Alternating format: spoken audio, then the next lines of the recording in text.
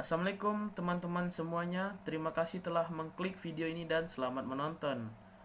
Pada video kali ini kami akan membahas tentang sistem pendidikan nasional.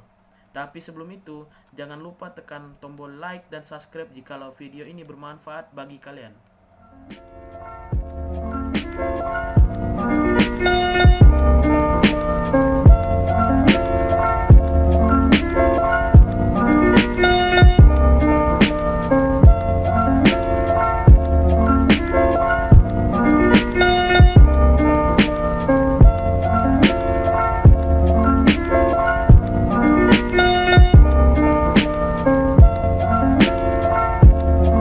Sistem pendidikan nasional.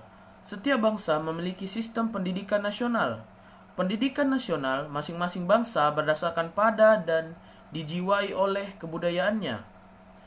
Kebudayaan tersebut syarat dengan nilai-nilai yang tumbuh dan berkembang melalui sejarah sehingga mewarnai seluruh gerak hidup suatu bangsa.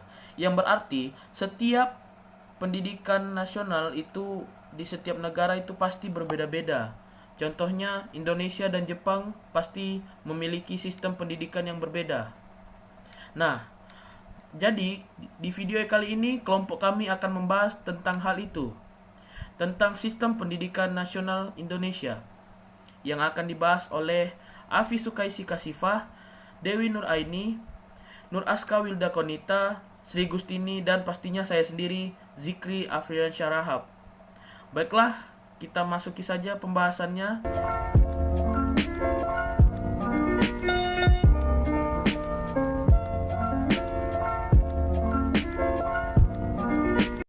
Assalamualaikum warahmatullahi wabarakatuh. Halo semuanya, perkenalkan nama saya Sri Gustini. Saya dari kelompok 5 akan menjelaskan tentang sistem pendidikan nasional. Pendidikan nasional dilaksanakan melalui lembaga-lembaga pendidikan, baik dalam bentuk sekolah maupun dalam bentuk belajar. Nah, di sini berdasarkan Undang-Undang Republik Indonesia Nomor 2 Tahun 1989 tentang Sistem Pendidikan Nasional. Kelembagaan pendidikan dapat dilihat dari segi jalur pendidikan dan program serta pengelolaan pendidikan, yaitu di mana yang A, jalur pendidikan. Penyelenggaraan Sisdiknas dilaksanakan melalui dua jalur pendidikan sekolah dan jalur pendidikan luar sekolah yang sering disingkat dengan BLS. Yang sini yang pertama ada jalur pendidikan sekolah. Jalur pendidikan sekolah merupakan pendidikan yang diselenggarakan di sekolah melalui kegiatan belajar mengajar secara berjenjang dan bersinambungan, yaitu pendidikan dasar, pendidikan menengah, dan pendidikan tinggi. Sifatnya yaitu formal, diatur berdasarkan ketentuan-ketentuan yang telah ditetapkan dan memenuhi keseragaman pengelolaan yang bersifat nasional. Yang kedua yaitu jalur pendidikan luar sekolah. Jalur pendidikan luar sekolah atau PLS merupakan pendidikan yang bersifat kemasyarakatan yang diselenggarakan di luar sekolah, yaitu melalui kegiatan belajar mengajar yang tidak berjenjang dan tidak bersinambungan, seperti kepramukaan, berbagai kursus, dan lain-lain. PLS memberikan kemungkinan pengembangan sosial, kultural, seperti bahasa dan kesenian, keagamaan, dan keterampilan yang dapat dimanfaatkan oleh anggota masyarakat untuk mengembangkan dirinya dan membangun masyarakat. Jadi, pendidikan luar sekolah ini bersifat tidak formal, dalam arti tidak ada keseragaman pola yang bersifat rasional. Modelnya sangat beragam.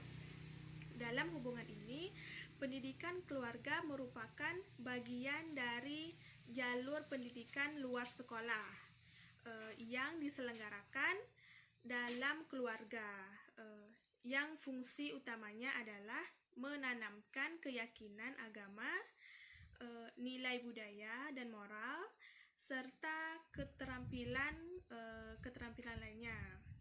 Setelah itu yang B, jenjang pendidikan. Jenjang pendidikan adalah suatu tahap dalam pendidikan berkelanjutan yang ditetapkan berdasarkan tingkat perkembangan peserta didik. Selanjutnya, jenjang pendidikan ini terbagi pula menjadi jenjang pendidikan dasar. Jenjang pendidikan dasar diselenggarakan untuk memberikan bekal dasar yang diperlukan untuk hidup dalam masyarakat, yaitu berupa pengembangan sikap, pengetahuan, dan keterampilan dasar. Yang kedua yaitu jenjang pendidikan menengah. Pendidikan menengah yang lamanya 3 tahun sesudah pendidikan dasar diselenggarakan di SLTA atau sering kita sebut dengan SMP. Pendidikan menengah dalam hubungan buku bawah berfungsi sebagai lanjutan dan perluasan pendidikan dasar, dan dalam hubungan ke atas mempersiapkan peserta didik untuk mengikuti kegiatan pendidikan tinggi ataupun memasuki lapangan kerja. Pendidikan menengah terdiri atas pendidikan menengah umum, pendidikan menengah kejuruan, dan pendidikan menengah luar biasa.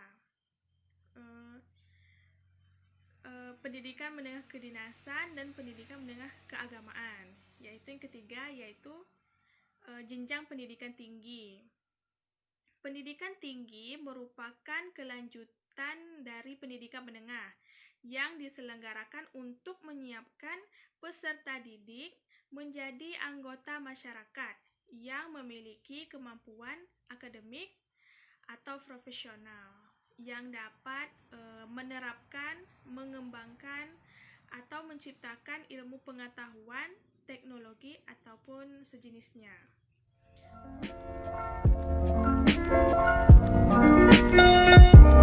Assalamualaikum warahmatullahi wabarakatuh. Nama saya Dewi Nuraini.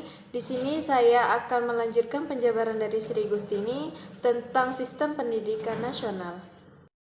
Yang kedua ada program dan pengelolaan pendidikan. Program dan pengelolaan pendidikan dibagi menjadi dua, yakni jalur program pendidikan dan kurikulum program pendidikan. Jenis program pendidikan yang termasuk pendidikan sekolah terdiri atas pendidikan umum, pendidikan kejuruan, pendidikan kedinasan, pendidikan luar biasa, dan pendidikan agama. Kurikulum program pendidikan. Kurikulum memberi bekal pengetahuan, sikap, dan keterampilan kepada peserta didik. Dalam hubungan dengan pembangunan nasional, kurikulum pendidikan nasional mengisi upaya pembentukan sumber daya manusia untuk pembangunan. Dalam kaitan ini, kurikulum mengandung dua aspek, yakni aspek kesatuan nasional dan aspek lokal. Undang-Undang RI Nomor 2 Tahun 1989, Pasal 38 Ayat 1 menyatakan bahwa adanya dua aspek nasional dan aspek lokal itu sebagai berikut. Pelaksanaan kegiatan pendidikan dalam suatu satuan pendidikan didasarkan atas kurikulum yang berlaku secara nasional dan kurikulum yang disesuaikan dengan keadaan serta kebutuhan lingkungan dan ciri khas pendidikan yang bersangkutan. Kita memasuki kurikulum nasional. Tujuan pendidikan nasional dinyatakan di dalam Undang-Undang RI Nomor 2 Tahun 1989 Pasal 3, yaitu Yang pertama, terwujudnya bangsa yang cerdas. Yang kedua, manusia yang utuh, beriman dan bertakwa kepada Tuhan Yang Maha Esa. Yang ketiga, berbudi pekerti luhur. Yang keempat, terampil dan berpengetahuan. Yang kelima, sehat jasmani dan rohani. Yang keenam, berkepribadian yang mantap dan mandiri. Yang ketujuh, bertanggung jawab kepada kemasyarakatan dan kebangsaan. Yang jadi pertanyaannya ialah, bagaimana tujuan nasional tersebut dapat dicapai melalui masing-masing satuan pendidikan? Jadi, tujuan pendidikan nasional diberlakukan untuk semua satuan pendidikan dari pendidikan prasekolah sampai pendidikan tinggi, pendidikan persekolahan dan pendidikan luar sekolah. Demikian pula jenis pendidikan khusus seperti pendidikan anak luar biasa, pendidikan kedinasan, dan lain-lain. Yang kedua, ada kurikulum muatan lokal. Yang dimaksud dengan muatan lokal adalah program pendidikan yang isi dan media penyampaiannya dikaitkan dengan lingkungan alam, lingkungan sosial, dan lingkungan budaya, serta kebutuhan daerah. Tujuan dilaksanakannya muatan lokal ada dalam kurikulum SD dapat dilihat dari segi kepentingan nasional dan kepentingan peserta didik. Dalam hubungannya, dalam kepentingan nasional, muatan lokal dapat melestarikan dan mengembangkan kebudayaannya khas daerah, mengubah nilai dan sikap masyarakat terhadap lingkungan ke arah yang positif.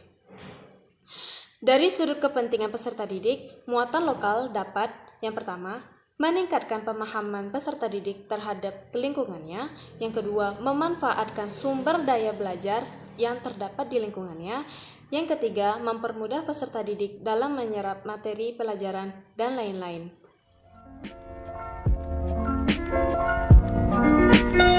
Assalamualaikum warahmatullahi wabarakatuh. Saya Nur Aska Wilda Konita akan melanjutkan pembahasan materi tentang upaya pembangunan pendidikan nasional. Karena pentingnya sistem pendidikan nasional di Indonesia, untuk itu perlu diadakannya upaya pembangunan pendidikan nasional. Yang bisa kita lakukan yang pertama yaitu ketersediaan aksesibilitas dan daya tampung.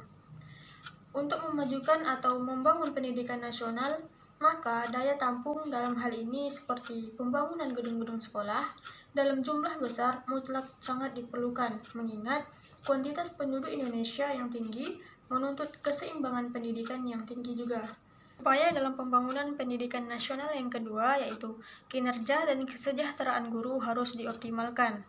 Berdasarkan Undang-Undang Nomor 14 Tahun 2005 tentang guru dan dosen, pasal 14 sampai dengan 16 menyebutkan tentang hak dan kewajiban, diantaranya bahwa hak guru dalam memperoleh penghasilan adalah di atas kebutuhan minimum dan jaminan kesejahteraan sosial, mendapatkan promosi dan penghargaan, berbagai fasilitas untuk meningkatkan kompetensi, berbagai tunjangan seperti tunjangan profesi, tunjangan fungsional, tunjangan khusus bagi guru yang tinggal di daerah khusus, serta berbagai maslahat tambahan kesejahteraan. Upaya yang ketiga yaitu proses pembelajaran yang menyenangkan dan yang mendidik. Dalam Peraturan Perundang-undangan Nomor 19 Tahun 2005 tentang Standar Nasional Pendidikan disebutkan dalam pasal 19 sampai dengan pasal 22 tentang standar proses pendidikan bahwa proses pembelajaran pada satuan pendidikan diselenggarakan secara interaktif, inspiratif, menyenangkan, menantang, memotivasi peserta didik untuk berpartisipasi aktif, serta memberikan ruang yang cukup bagi prakarsa, kreativitas, dan kemandirian sesuai dengan bakat, minat, dan perkembangan fisik serta psikologis peserta didik. Adanya keteladanan pendidik, adanya perencanaan, pelaksanaan penilaian, dan pengawasan yang efektif dan efisien dalam proses pembelajaran. Upaya yang keempat ialah jumlah dan kualitas buku harus memadai. Ketersediaan buku yang berkualitas merupakan salah satu prasarana pendidikan yang sangat penting dibutuhkan dalam menunjang keberhasilan proses pendidikan, di mana hal ini sangat berimplikasi terhadap kemajuan dunia pendidikan nasional, sebagaimana yang telah diatur dalam PP Nomor 19 Tahun 2005 tentang SNP dalam pasal 42 tentang standar sarana dan prasarana disebutkan bahwa setiap satuan pendidikan wajib memiliki sarana yang meliputi perabot, peralatan pendidikan, media pendidikan, buku dan sumber belajar lainnya, bahan habis pakai, serta perlengkapan lain yang diperlukan untuk menunjang proses pembelajaran yang teratur dan berkelanjutan. Ayat 1. Upaya yang kelima yaitu ketersediaan anggaran. Ketersediaan anggaran yang memadai dalam penyelenggaraan pendidikan sangat mempengaruhi keberlangsungan penyelenggaraan tersebut. Ketentuan anggaran pendidikan tertuang dalam Undang-Undang Nomor 20 Tahun 2003 tentang Sisdiknas dalam pasal 49 tentang pengalokasian dana pendidikan yang menyatakan bahwa dana pendidikan selain gaji pendidik dan biaya pendidikan kedinasan dialokasikan minimal 20% dari anggaran pendapatan dan belanja negara atau APBN pada sektor pendidikan dan minimal 20% dari anggaran pendapatan dan belanja daerah atau APBD.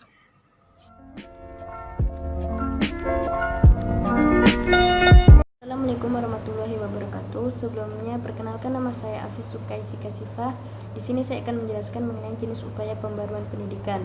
Jenis upaya pembaruan pendidikan itu ada 4, yaitu pembaruan landasan yuridis, pembaruan kurikulum, pembaruan pola masa studi, dan pembaruan tenaga kependidikan. Baik, saya akan menjelaskan satu persatu dari keempat jenis upaya pembaruan pendidikan tersebut.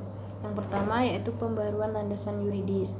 Pembaruan landasan yuridis berhubungan dengan hal-hal yang bersifat mendasar atau fundamental dan yang bersifat prinsipal.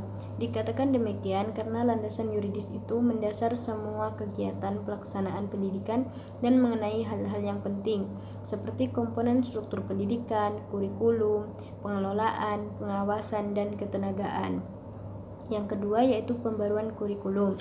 Ada 2 faktor pengendali yang menentukan arah pembaruan kurikulum, yaitu yang sifatnya mempertahankan dan yang mengubah. Termasuk yang pertama ialah landasan filosofis, yaitu falsafah bangsa Indonesia, yaitu Pancasila dan UUD 1945, dan landasan historis yang mencakup unsur-unsur yang dari dulu hingga sekarang menguasai hajat hidup orang banyak. Sedangkan faktor pengendali yang kedua yaitu yang bersifat mengubah ialah landasan sosial berupa kekuatan-kekuatan sosial di masyarakat dan landasan psikologis yaitu cara peserta di dalam belajar. Mengenai hal ini banyak penemuan-penemuan baru yang menopangnya. Pembaruan kurikulum dapat dilihat dari segi orientasinya, strategi, isi atau program dan metode. Yang ketiga yaitu pembaruan pola masa studi. Perubahan pola masa studi sebagai suatu pertanda adanya pembaruan pendidikan berupa penambahan, perpanjangan masa studi ataupun pengurangan, perpendekan masa studi. Perubahan pola tersebut dilakukan untuk tujuan dan alasan-alasan tertentu. Yang keempat yaitu pembaruan tenaga kependidikan. Pembaruan terhadap komponen tenaga kependidikan dipandang sangat penting karena pembaruan pada komponen-komponen lain tanpa ditunjang oleh tenaga-tenaga pelaksana yang kompeten tidak akan ada artinya. Baiklah, mungkin itu saja yang dapat saya jelaskan mengenai jenis upaya pembaruan pendidikan. Baiklah, kita memasuki penjelasan terakhir yaitu D, dasar dan aspek legal pembangunan pendidikan nasional. Dasar dan aspek legal pembangunan pendidikan nasional berupa ketentuan-ketentuan yuridis yang menjadi dasar, acuan, serta mengatur penyelenggaraan sistem pendidikan nasional seperti Pancasila, Undang-Undang Dasar 1945, GBHN, Undang-Undang Organik Pendidikan, peraturan pemerintah, dan lain-lain. Pancasila seperti yang tercantum dalam pembukaan Undang-Undang Dasar 1945 merupakan kepribadian, tujuan, dan pandangan hidup bangsa. Oleh karena itu, sistem pendidikan nasional yang mempunyai misi mencerdaskan kehidupan bangsa sebagaimana termaktub dalam pembukaan Undang-Undang Dasar 1945 berlandaskan Pancasila dan berdasar pada Undang-Undang Dasar 1945. Selanjutnya, Undang-Undang Dasar 1945 dituangkan ke dalam TAP MPR tentang GBHN khususnya bidang pendidikan. Dalam TAP MPR nomor 4 garing MPR garing 1973 sampai dengan TAP MPR Republik Indonesia nomor 1 garing MPR garing 1993 dengan jelas dikemukakan program umum pembaruan dan pembangunan pendidikan. Di dalam semua ketetapan itu terlihat adanya kesinambungan yang mencakup program utama pembangunan pendidikan, yaitu sebagai berikut. A. Perluasan dan pemerataan kesempatan mengikuti pendidikan. B. Peningkatan mutu pendidikan. C. Peningkatan relevansi pendidikan. D. Peningkatan efisiensi dan efektivitas pendidikan. D. Pengembangan kebudayaan. Dan F. Pembinaan generasi muda. Keenam macam program pokok sebagai kebijakan pembangunan sistem pendidikan tersebut yang tadi sudah saya munculkan sejalan dengan Undang-Undang Dasar 1945, yakni bahwa pembangunan pendidikan bermaksud mewujudkan cita-cita kemerdekaan, yaitu mencerdaskan kehidupan bangsa agar tercipta kesejahteraan umum dan dapat ikut melaksanakan ketertiban dunia yang berdasarkan kemerdekaan, perdamaian abadi, dan keadilan sosial. Program pokok pembangunan pendidikan yang dinyatakan dalam GBHN tersebut juga memberi pedoman bagi upaya merealisasikan pasal 31 dan pasal 32 Undang-Undang Dasar 1945, yakni bahwa yang pertama, tiap-tiap warga negara mendapatkan pengajaran. Yang kedua, pemerintah mengusahakan dan menyelenggarakan satu sistem pengajaran nasional. Pemerintah memajukan kebudayaan nasional Indonesia. Undang-Undang Dasar 1945 sebagai landasan yuridis merupakan hukum tertinggi dari organisasi kenegaraan yang memuat garis besar, dasar, dan tujuan negara. Sifatnya lestari dalam arti menjadi petunjuk untuk hidup bangsa dalam jangka waktu relatif panjang dan bahkan jika memungkinkan selama negara berdiri. Untuk penyelenggaraan segala sesuatu yang ditetapkan dalam Undang-Undang Dasar 1945 itu diperlukan ketetapan-ketetapan yang lebih rendah, yaitu yang tertuang dalam Undang-Undang Organik. Undang-undang organik adalah peraturan-peraturan untuk menyelenggarakan aturan dasar yang tercantum dalam UOD sebagai usaha untuk mewujudkan tujuan negara.